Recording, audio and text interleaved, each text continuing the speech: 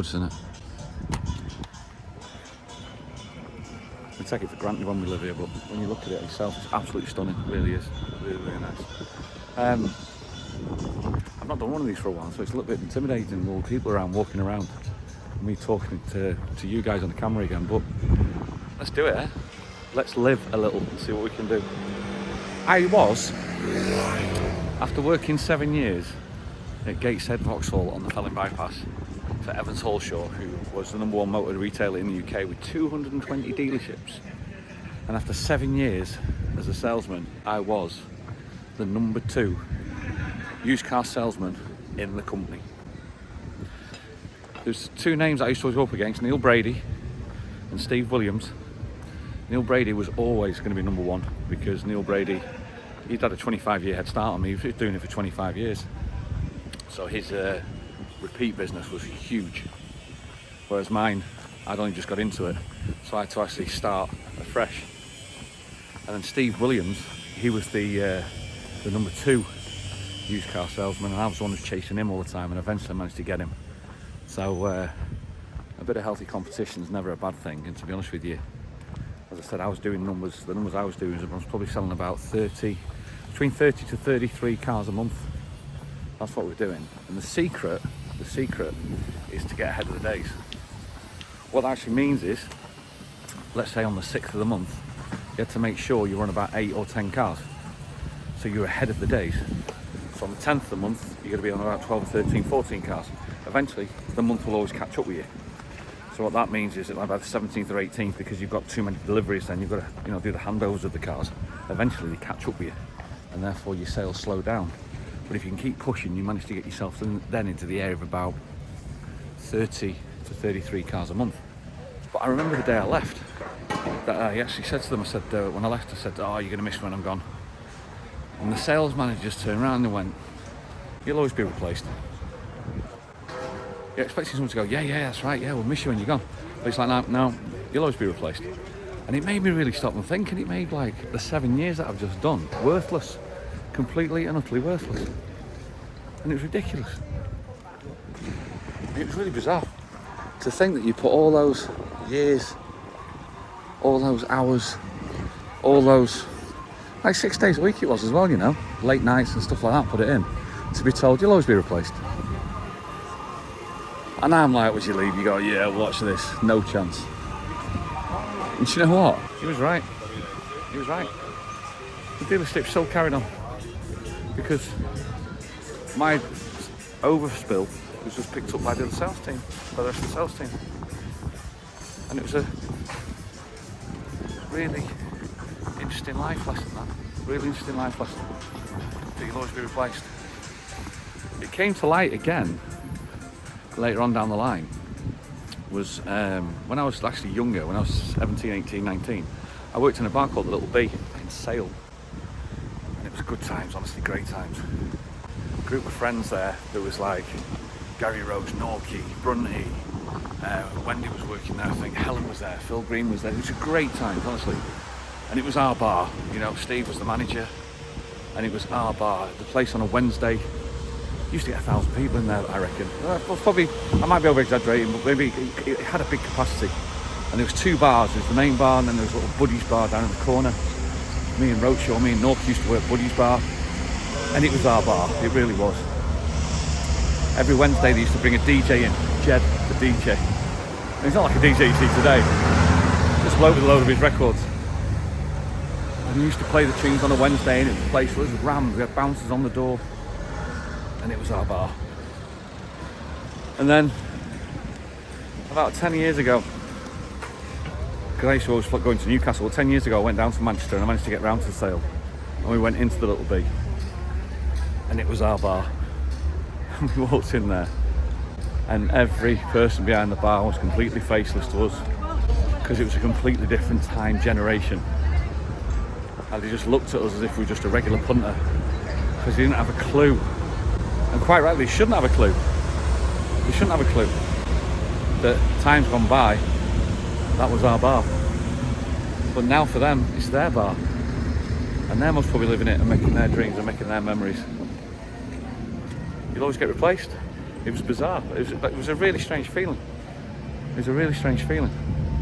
And it was just, you've just got to let it pass you by sometimes. You've got to let it pass you by. And that's what I was thinking about, really. I was listening to an interview today with Kevin Spacey. And it's on the Lex Freeman podcast. And obviously, for those of you that know, Kevin Spacey's had the last 7 years, he's had an absolute nightmare. He's claiming he's been acquitted of it all, and he's claiming that he's been found not guilty and everything's been acquitted. But he's had an absolute nightmare. And that's one of the reasons I was listening to, because I wanted to find out what actually went on, because I actually don't know, but I've always found him a great actor. But one of the things they were talking about the show House of Cards, and how he got dropped on the final season of House of Cards, because of what was happening to him. So I'm like, well, this show's won like hundreds of awards. It's absolutely an award-winning show, and it's passed me by. I've never even contemplated watching it. So it gets me thinking now, going, well, shall I maybe give that a go and see what it's like? And the more you listen to it, the more you think, yeah, maybe I should, because apparently its writing's amazing. It's a beautiful day, isn't it? It's a beautiful day. I remember going to see Star Wars when it first came out. Now, if I'm right, Star Wars came out in 1977, which means I was 5, which in essence means I was a little bit too young for it. Hence the reason why I most probably don't have the relationship with Star Wars that some other people do. So at the time I thought, it's okay, I don't really get it, it's okay. It's nowhere near as good for me as, let's say, like the Indiana Jones trilogy, which was more my time. I thought that was amazing. But anyway, saw Star Wars, never saw The Empire Strikes Back, and then saw Return of the Jedi. I thought Return of the Jedi was okay because I was a little bit older. But I never went back to watch Empire Strikes Back. Ever. I just let it pass me by. Until last week when I was flying back to the UK and I had nothing to watch, and I thought, do you know what it is? I'm going to give it a go.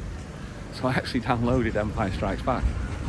And do you know what it is? I lasted 10 minutes on it and then turned it off.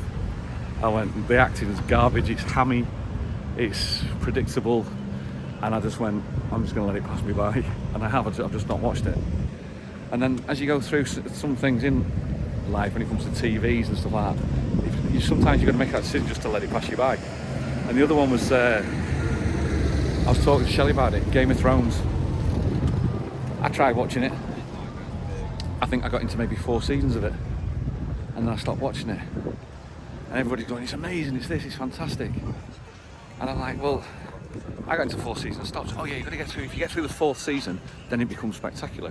Why should I have to put the graft in to get through a season of a show that's not as good as it should be, for it then to become spectacular? So I'll just let it pass me by. They've now done another one called House of the Dragon, or House of Dragon, that was it, House of the Dragon. And I'm looking at it, I'm like, I'm not even watching it. I'm going to let it pass me by. I'll tell you what I did watch though. I've watched Breaking Bad twice. I thought that was spectacular. The writing was amazing. I thought the acting was phenomenal.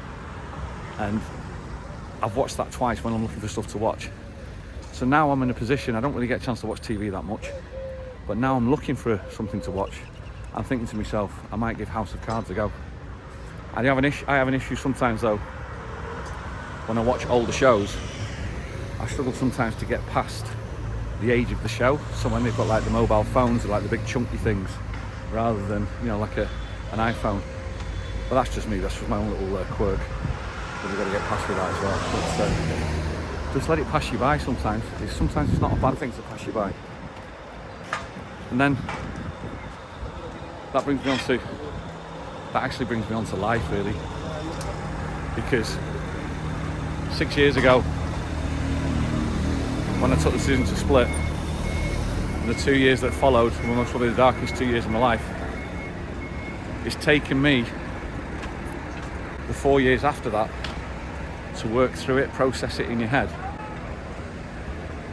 Whereas when you're going out looking for a right and for a wrong, and who's right and who's wrong, and it's not right, it should be this, it should be that, I absolutely I used to beat myself up because coming from a divorced family myself, when my parents divorced when I was 2, I was never going to let that happen in my life.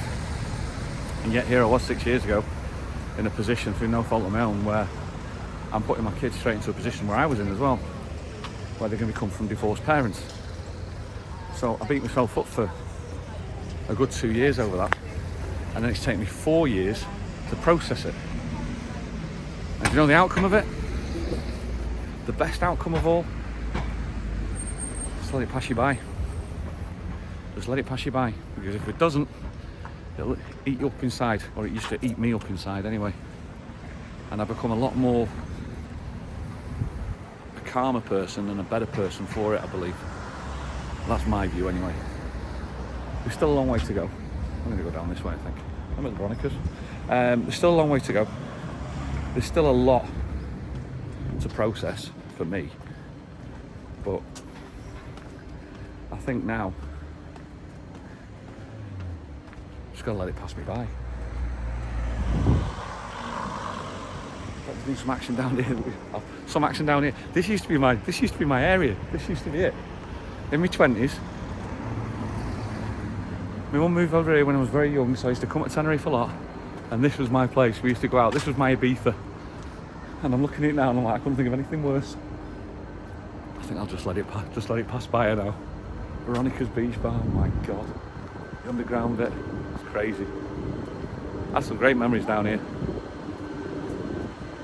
You wouldn't pay me to get me here anymore down this area, especially at the times that those lot come down.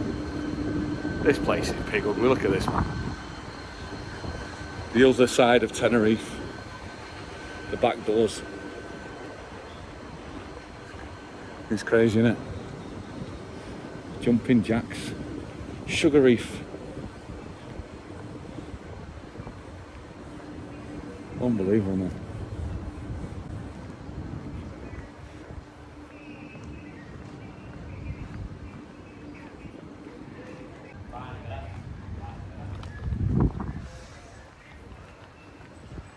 I was a great believer in right and wrong. Who's right, who's wrong. I was a great believer in truth and lies. I was a great believer in black and white.